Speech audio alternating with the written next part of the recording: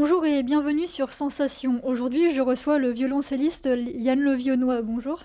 Bonjour. Pour commencer, comment avez-vous découvert le violoncelle? Alors le violoncelle, c'est vraiment une histoire de famille à la base. Mes deux parents sont musiciens, mon père est violoncelliste.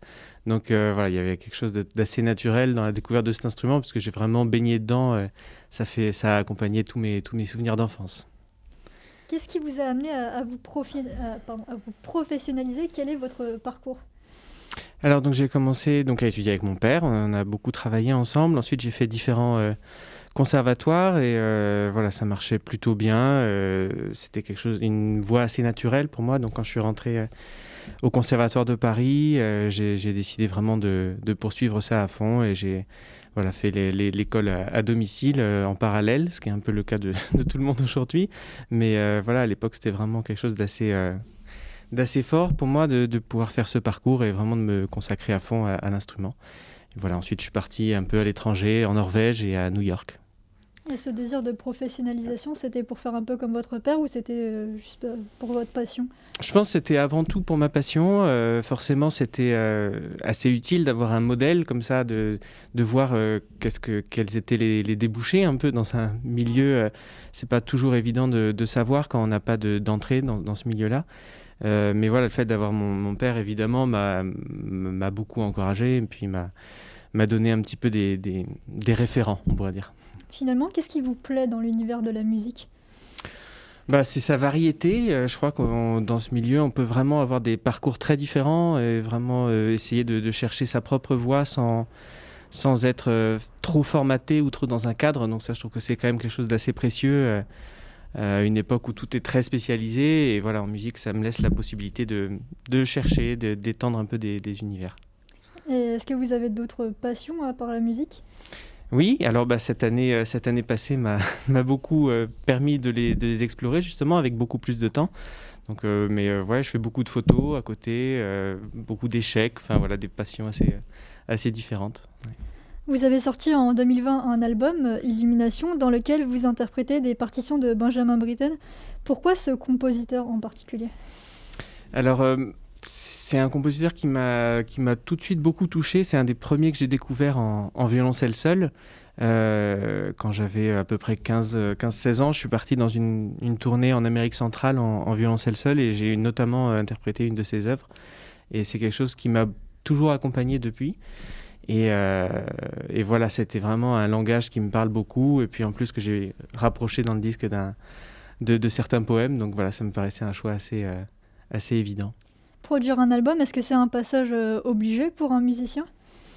Disons que ça permet d'avoir un peu un aperçu de notre pensée à un certain moment. Donc forcément, c'est quelque chose qui évolue. Après, il y a des disques, après coup, on s'en détache un peu parce que c'est plus trop la manière qu'on a de réfléchir. Mais après, on y revient. Enfin voilà, c'est vraiment un aperçu d'un moment donné.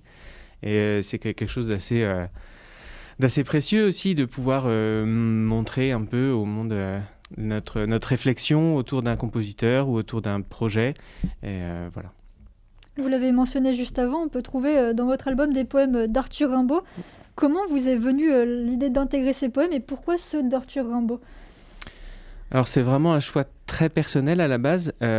Justement, donc comme je le mentionnais, je travaillais régulièrement les suites de Britten et il se trouve qu'à un moment où je les travaillais, j'ai relu les Illuminations de Rimbaud et j'ai été frappé vraiment par les similarités que je trouvais entre les deux œuvres.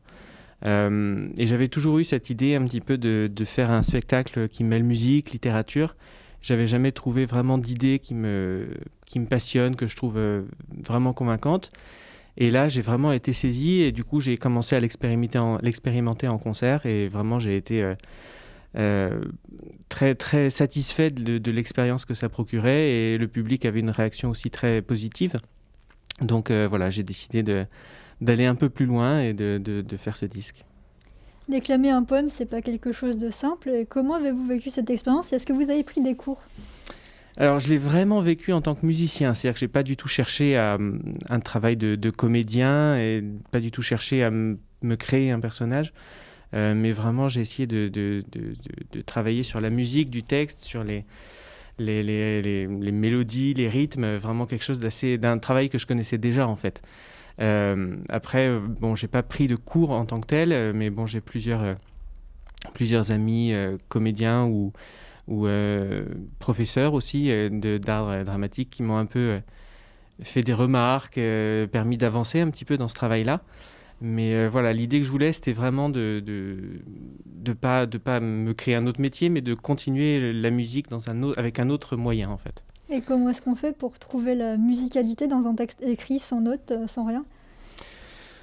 Bah, alors, en fait, bizarrement, ça se rapproche un peu du travail sur une partition où on a effectivement des notes, mais où on n'a pas forcément toujours le caractère qui est écrit de manière claire sur une partition. On a des indices qui nous permettent de le deviner. Des nuances, des caractères marqués. Mais voilà, là, du coup, je me suis vraiment inspiré du travail sur la partition et essayé de l'appliquer sur un texte. Et j'ai trouvé des manières de travailler qui ont aussi beaucoup enrichi, du coup, mon travail sur les partitions. Je l'ai dit juste avant, votre album Illumination est sorti en 2020, qui était une période très particulière. Le 6 mars 2021, vous auriez dû participer au festival Mozart en Loire-Layon près d'Angers. Comment vivez-vous cette période sans concert et sans public? Alors, c'est une période très compliquée. C'est vrai qu'il faudrait, on pourrait en parler pendant des heures, mais disons qu'on a cette chance quand même de faire un travail qui est évidemment avec des concerts régulièrement, mais le gros du travail, un petit peu, la partie la plus importante, c'est plutôt les répétitions, c'est le travail en profondeur. Et voilà, ça, on peut encore le continuer. Après, évidemment, ça reste un travail du coup assez abstrait puisqu'il y a moins de concerts. Mais bon, des choses se mettent en place petit à petit et on essaye de trouver des solutions. Mais voilà, c'est sûr que c'est une période qui nous questionne et j'ai l'impression que chacun, ce qui est intéressant, c'est que chacun arrive un peu avec des idées différentes et aussi on voit des motivations différentes chez les musiciens. De savoir pourquoi est-ce qu'on fait de la musique et ça je trouve c'est très enrichissant parce qu'après on peut échanger là-dessus donc voilà, on espère évidemment que ça s'arrête bientôt, mais il faudra qu'on arrive à en tirer le meilleur. Et au final, est-ce que vous pourrez participer au festival Mozart? Oui, c'est un concert qui sera reporté en novembre. Alors, j'ai plus la date exacte malheureusement en tête, mais ça sera reporté. Donc, comme beaucoup de concerts, heureusement, il y a beaucoup de festivals qui essayent au maximum de les reporter à l'année prochaine. Voilà, une période où ça sera un peu plus calme, on espère. Votre album a été édité par le label Les Belles Écouteuses. Comment est-ce que vous avez connu ce label et surtout pourquoi vous l'avez choisi pour éditer votre projet? Alors ça, c'est vraiment une rencontre. C'est-à-dire que j'avais donc, comme je le disais, j'ai commencé par faire ce spectacle en concert avec du public. Et en fait, le directeur du label, Antoine Panier, m'a contacté vraiment par rapport à ce projet qui le touchait beaucoup personnellement et musicalement. Et voilà, il m'a proposé d'en faire un disque. Donc c'est vraiment une rencontre autour de ce projet. C'est un label que je connaissais de nom, mais avec lequel j'avais jamais travaillé encore. Et voilà, donc c'est vraiment une rencontre sur un projet. Et c'est ça qui est chouette aussi des fois, c'est qu'un projet rassemble des gens qui ne seraient pas forcément rencontrés. Et justement, comment ce projet a-t-il été reçu par le public après sa sortie? Alors, en disque, vous voulez dire? Oui. Ouais.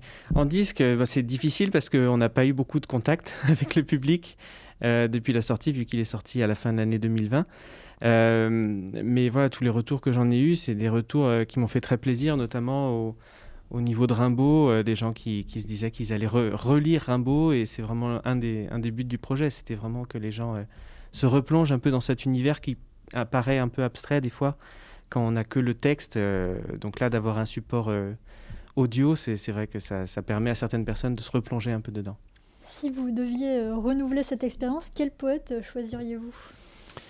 Je me suis un peu posé la question. C'est vrai que là, c'est un projet qui était très naturel, qui s'est dessiné de manière très immédiate. Donc, c'est difficile de retrouver cette sensation pour l'instant, mais j'ai imaginé d'autres projets, par exemple autour de La Fontaine, que je trouve avec un style tellement inimitable et clair.